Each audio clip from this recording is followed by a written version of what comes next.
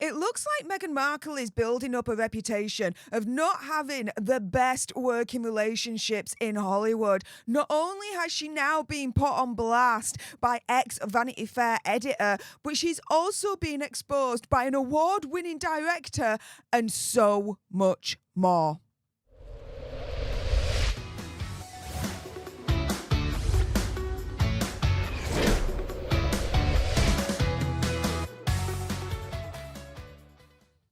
Hey up everyone, it's me, Stef, the alternate, your nerdy alternative, and welcome to the Dose of the Daily Nerd, where I break down the royal news and gossip of the day that's pretty much caught me eye. And oh my goodness, yeah, let's jump into this one, shall we? Because a lot of you will probably remember this cover story from Vanity Fair back in, I think, like 2016, 2017, something along those lines, right? This was essentially around the time when the news broke that she and Prince Harry were together. Well, what a difference 6-7 years makes, because Tina Brown, the ex-Vanity Fair editor, has put Megxie on blast, has wrecked her, torn her to shreds in a new recent podcast appearance.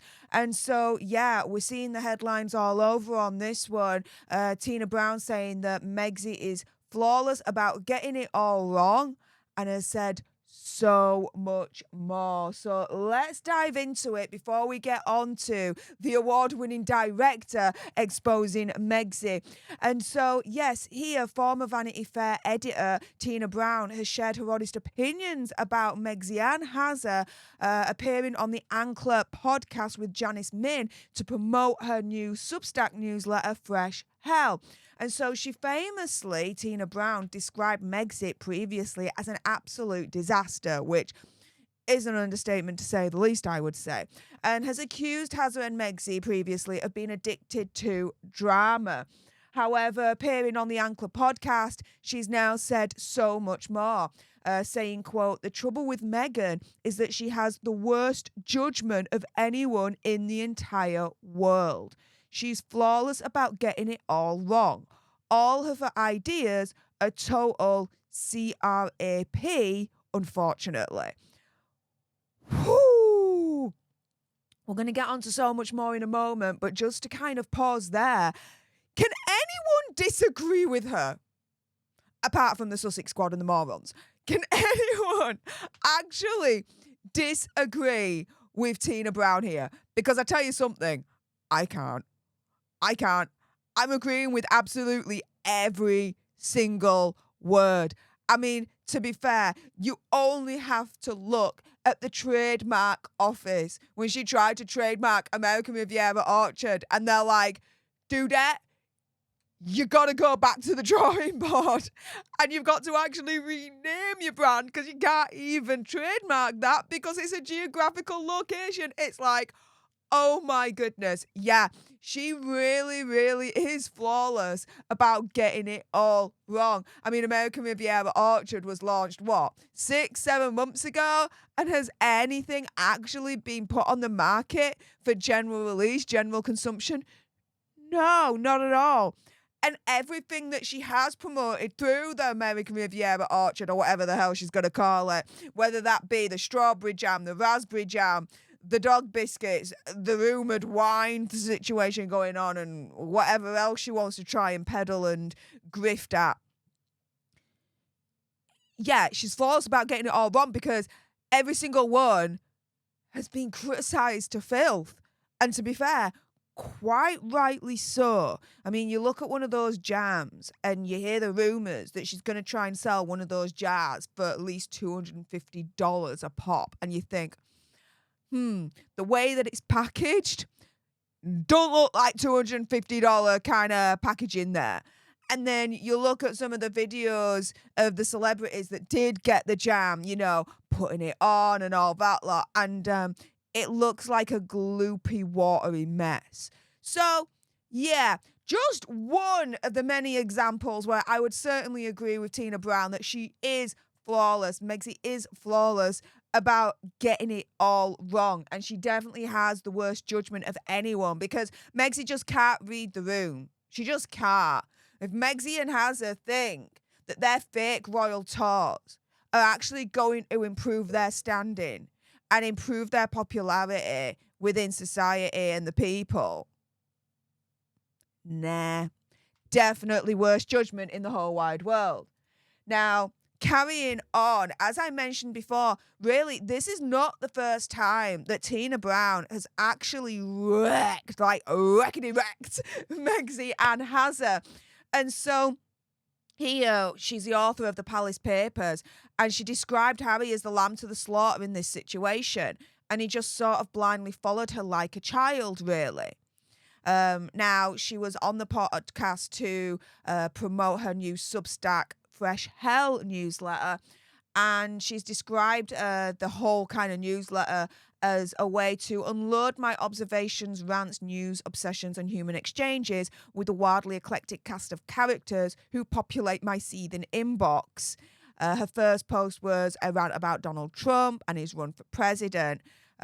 She's also no stranger to completely reckoning Megxie and Hazza. She labelled Prince Hazza as a very impetuous man, revealed how palace advisors always thought he would leave. She said she was told it was because he was so fragile, so combustible, he was so unhappy, frankly, in the constraints of the royal family, and noted that the whole Megxit situation was a disaster all round. Now, that's the Ex-Vanity Fair editor, okay? And we all remember, again, she was on the cover of Vanity Fair back in around about 2017. So, yeah, there's one example of Megxie not having the best reputation in the whole wide world of maintaining very, very good relationships in Hollywood with people that she's already worked with. Let's go to exhibit number 2, the award-winning director exposing her. Now, some of you may know, some of you may not, but before Megxie met Hazza, Megxie actually was promoting a Canadian clothing department store called Reitman's. And one of the directors for that, apparently, allegedly, through a Facebook post, described her as the meanest person he had ever met. And so, who is the director? The director's called Gene Malik. And he posted on Facebook, according to a book by Tom Bauer, saying she's definitely the meanest person I've ever met, just saying. Now, who is Gene Malik? So he is a director. He's an award-winning director. He was a 2010 winner in the Toronto Worldwide Short Film Festival for the best Canadian short for Les Poissons. If I've mispronounced that, I really do apologise. But yeah, apparently there were arguments over one commercial filmed back in March 2016 in Montreal after Megxie asked for many changes in terms of the script, though a different director then acknowledged that Megxie was right all along.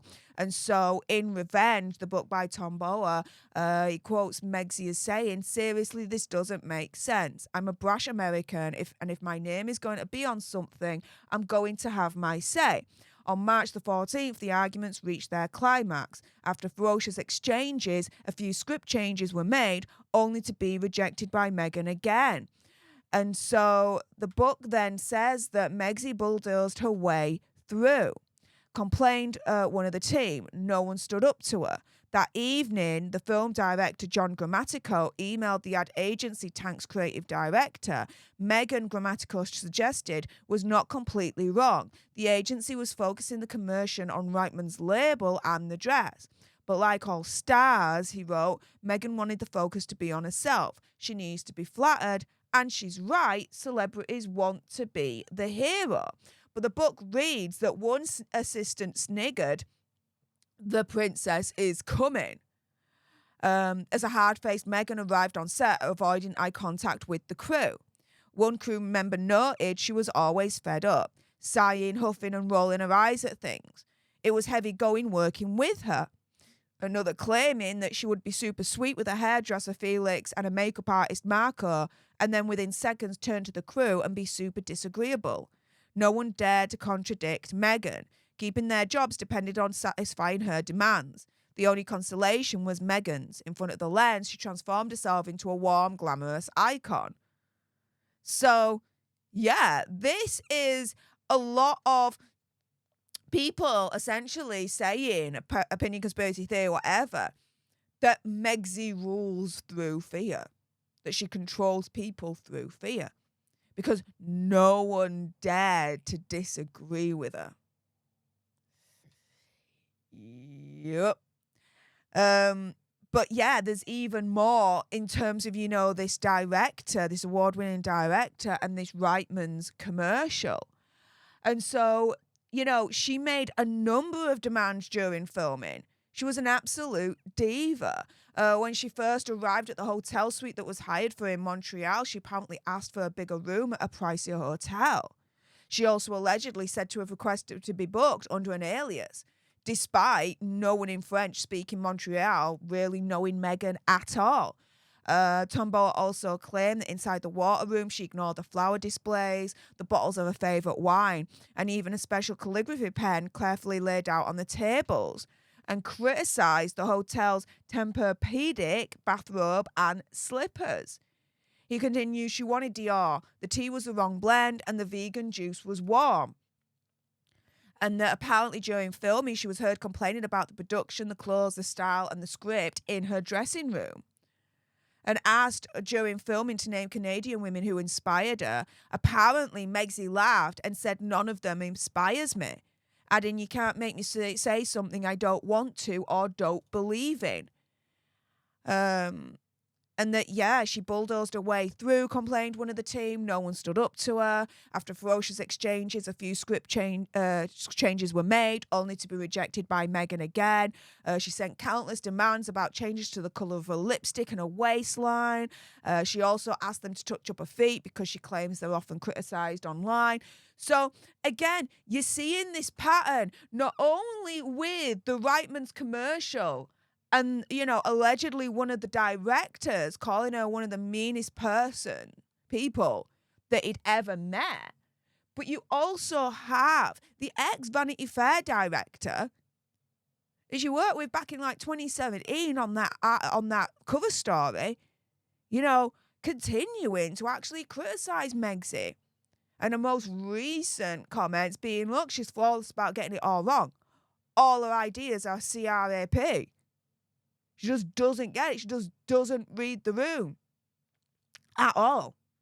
But guys, there's more examples of Megxie, as far as I'm concerned, having a reputation of not maintaining the best relationships with the people that she's already worked with in Hollywood. Another example?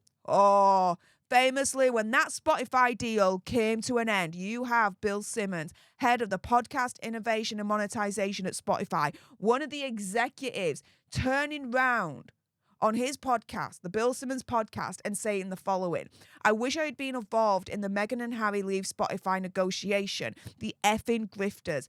That's the podcast we should have launched with them. I've got to get drunk one night and tell the story of the Zoom I had with Harry to try and help him with the podcast idea. It's one of my best stories. F them, the grifters." But he didn't stop there. In January 2022 of his podcast, he previously actually put them on blast. He said, "You live in effing Montecito and you just sell documentaries and podcasts and nobody cares what you have to say about anything unless you talk about the royal family and you just complain about them." The shade. The shade, guys. Not only, from the Hollywood podcast quarter, not only from the Hollywood filming advertising quarter, but also the shade from the Hollywood magazine publication quarter. Through what Tina Brown has just recently said about Megxie, as far as I'm concerned, it's now proven a pattern that Megxie cannot maintain really, really good, positive relationships with people that she's worked with in Hollywood previously.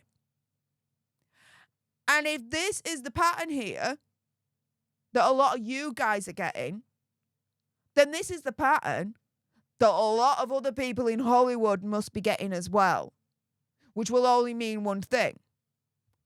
No one wants to touch her with a barge pole. Are you freaking surprised? With that being said, if you appreciated this video and you want more, and believe me, of course, there's going to be more, you do not want to miss my next video, then make sure you subscribe to join our Alter Nerd tribe, because I'll be honest with you, help us now get to 1 million so we can also get that gold play button right there and hopefully cause a Meghan Markle meltdown on Instagram. Just to make you aware, we are in the middle of a YouTube purge. YouTube is unsubscribing you. They do it from time to time. So please do make sure that you are subscribed, and if not, resubscribe. And for those that haven't at all, please help us fight this YouTube purge. Let them know who's boss and be like, YouTube, not today, Satan, and subscribe today. With that being said, thank you so much for tuning in. Appreciate all your faces. And until the next time, you guys, laters.